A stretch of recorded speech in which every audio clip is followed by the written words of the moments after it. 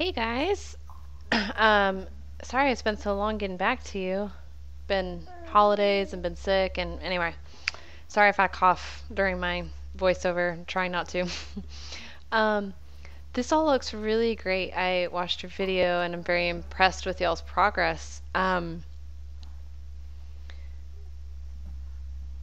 I really like the cone work. I like how much you've worked on getting him to walk forward to the cones instead of leading him there. Right there, a second back, there was some frustration and some calming signals that he displayed. We had the big sigh, ears back, and tight nostrils as he got a little bit irritated. But I suspect that's a little bit of food frustration. Um, he was asking, still trying to figure out why you're sending him to something. But as soon as he figured out what he was supposed to doing, he relaxed really quickly, and I didn't see really any more of that during the rest of the video, so I'm not too concerned about it unless you find that something that's showing up often. And if it is, then we should definitely talk about it and definitely send me those video clips because I want to make sure that I'm seeing the good and the bad so that we can work through the bad so it's all good, or at least as good as we can make it. I really like how relaxed and easy he leaves the cones to walk with you. It's just really peaceful and nice. He seems really at ease about that. Right there, he's kind of, his ears went to the side a little bit, trying to figure out what it is we're doing next. But as soon as he saw that cone, he perked up. So that's really good.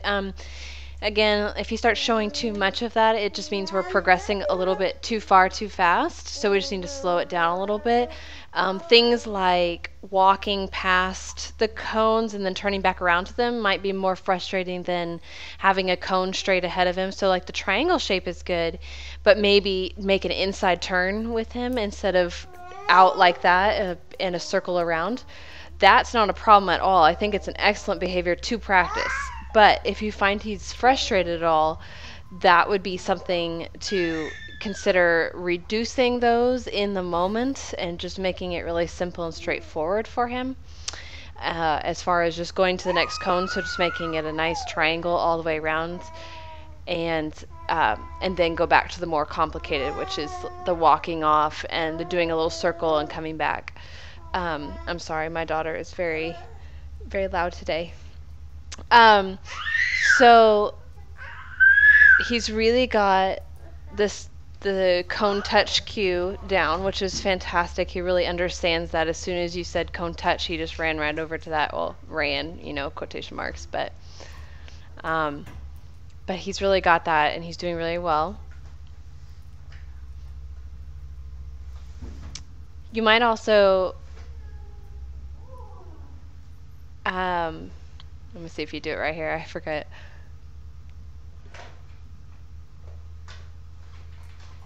Yeah, so what you might do is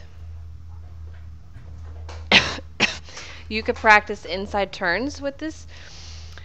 That was actually a really excellent turn on the forehand practice and a haunches yield. You could set the cone up to definitely do that, sort of him rotating around the cone to make it the shoulder turn on the shoulder, or forehand, I'm sorry, turn on the forehand practice with a haunches yield. That setup would have been perfect, but what I was going to get at was you could practice inside turns here. So instead of having him walk past the cone, have him turn to his left and go to the next cone, and you be on the outside of the triangle shape. I don't know if that makes sense. Instead of having him do a bunch of loops back to the cone. There's just different variations of how you can do that cone setup, is all I'm saying. You can do any of those. You can do what you're doing. You can mix it up with some turn on the forehand practices. Like right here, you could just ask for a step to the side with his haunches. That would have been perfect to practice that. Or you could ask him for making the inside turn. Either, just offering some variation there. So I really like the circle practices. He's given you a lot more space, and it's really good.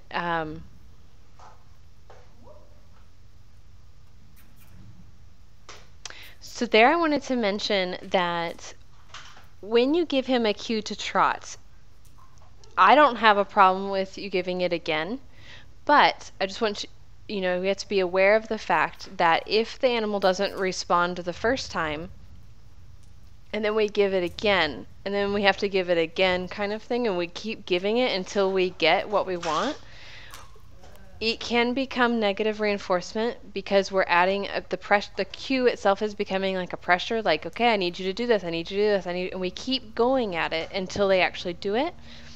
So we just have to be aware of that. Another trainer I heard called it force light, meaning it's not like we're not like actually forcing them, we're not using a whip or anything like that, but to the animal it could become a almost obnoxious stimulus, and so that they feel like they have to respond to alleviate it. I also like that you're fluctuating in between rewarding walks and trots, and then sometimes he walks just a little bit more motivated and you reward that, and that's excellent. And now that I've watched this video clip a second time, I'm almost wondering if your cue to trot is not the one little smooch, it's actually two of them, because he gets a little bit faster with the first one, and then he always picks up the trot with the second one, so that's kind of funny to me. Maybe that's intentional on your part, and I just misunderstood it.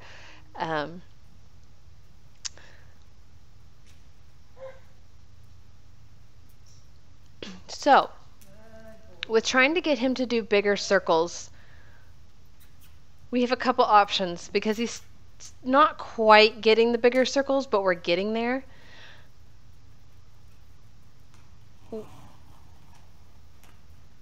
Which is that we could use a long target stick to teach him to be further out.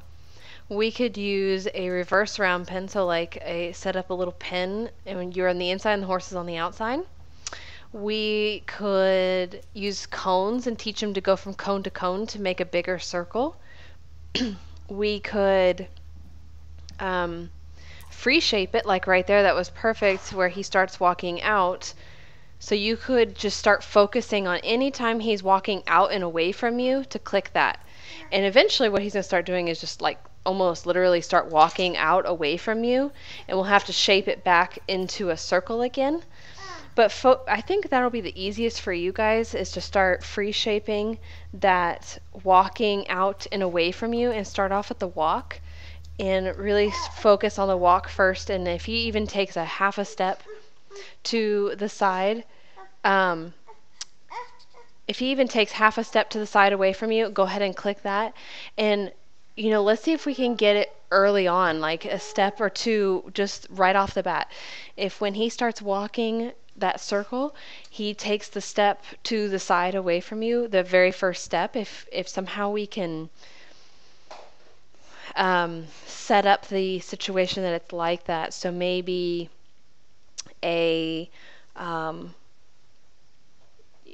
maybe you have him angled away from you, so when he pauses, maybe you position yourself so you guys are both facing off on an angle, and then you kind of turn away from him going into a circle, but he's headed straight ahead, in an angle off from you, and he's going to naturally take that first step forward just slightly away from you. Click and reward that. And let's see if we can start building on that and putting that on cue, which could be, like you've been doing, the finger pointing towards him, or it could be, a palm out, or you could say something like out or something like that to get him to go further out away from you. I think we can start, that's where we'll start with the leg yielding too, because if we can start creating that one step crossover, so he's crossing his front leg over and then his hind leg over, just half a step and then a full step out away from you, that's where we're going to build that leg yield from. So let's see if we can get some more practice on that aspect of it. I don't have any videos for you this week,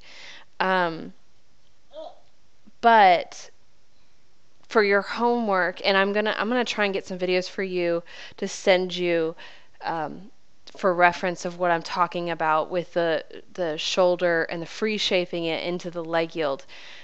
So I'll try and get those videos made for you and sent to you. But in the meantime, what I want you to start practicing is with the cone setup that you have. Start practicing some having him do the inside turn and you doing the outside turn. So make that triangle, even if you're on the outside of the triangle and he has to make a sharp turn to the inside. That will help practice with getting him to move his shoulder away from you, that shoulder control. So instead of him charging out ahead or kind of blowing into you, he's going to have to learn he comes up to that cone and he makes almost a 90-degree turn to the next cone. And so to begin with, he might, like I said, it might be a little bit challenging for him. So start off with just one, take it really, really slow, click and reward just one step away from you. So, break it down really simple, really small, be patient. Don't expect him just to make those turns automatically.